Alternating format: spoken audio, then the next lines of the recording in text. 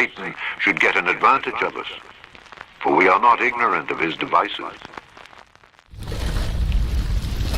I think the way we're so attached to our phones is going to lead to us being attached to some electronic thing that we wind up accepting in our body. No, listen, and it's going to change what people are. Like some iRobot shit, honestly? Yeah, legitimately. Like some kind of cyborg all of shit. us right now, if our phones stop now, we would start fighting for some reason. Before we figured this shit out, if our phones started now, we would for some reason find the reasons to fight. We're so distracted by phones. But I think the thing about phones is you accept the fact that everybody has one. You accept the fact you always have it on you. So it might as well be a part of your body. It's just not connected. And one day it will be. I was talking about 6G earlier, which is around 2030. I would say that by then, definitely the smartphone as we know it today will not anymore be the usual, kind of the most common interface. Wow. Many of these things will be built directly into our bodies. Is it that much of a stretch that tomorrow's phone will be embedded in your body? We've already got technology built into our watches, shirts and shoes. While having a phone implanted into your head, hand, or arm may sound like science fiction, it's really just the next logical step. The cell phone has been the most significant agent for change in human life since the alphabet. We had a story that in 2025, cell phones would be implanted at birth. And if you called somebody and they didn't answer, you would know they had died. It will be physically integrated into our body. In fact, we kind of see it already with people who wear these things in their ears. Definitely look like Uhuru from Star Trek when you wear the Bluetooth earpiece. If we could combine a brain-computer interface with augmented reality, implant them into our eyes and brain, and wirelessly connect them to a computer, we would have the magic done. We would have a smartphone integrated into our head. This is the mark of the beast.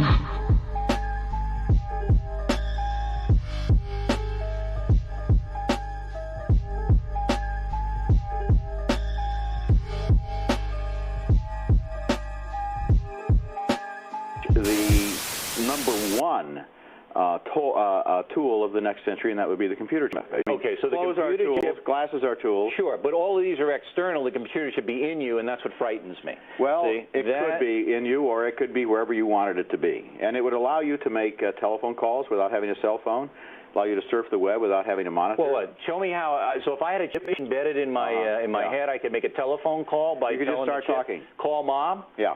And mom would be, and I could talk to her. And you would just say, "Hello, mom." I wouldn't have a phone or anything. No. And so you'd have to have some body language so people would know what you were doing. Let's say you're standing at the American Airlines terminal. Yeah. And you're calling the Advantage desk and saying, "I've missed my flight. Do you have any seats at 10 o'clock?"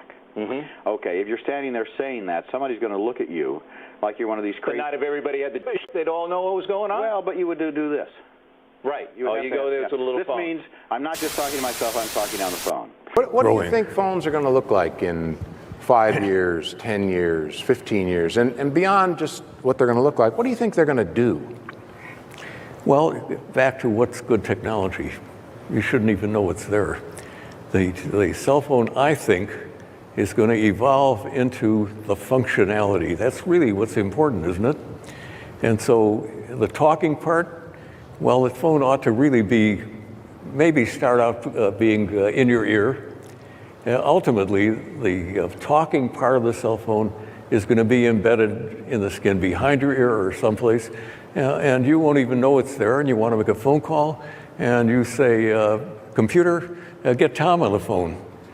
And the computer will say, which Tom do you want, the one in Chicago or the one in New York? Well, Chicago. And the next thing you know, I'm talking to Tom. That's that part. But the other things that are important in connecting you to the rest of the world, and there are so many things that are going to be done. The first revolution was the ability to talk and to text. The second revolution and the third and the fourth have yet to happen, but they are just starting to happen now.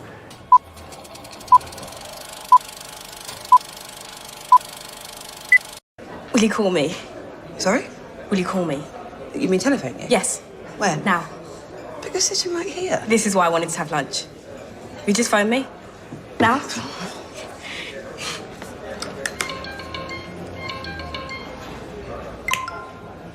Hello, Bethany speaking. Hello?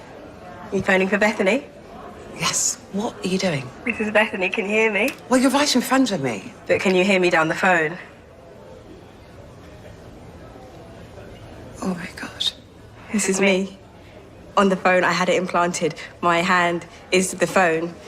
I can walk and talk because I'm on the phone inside my hand. I am the phone.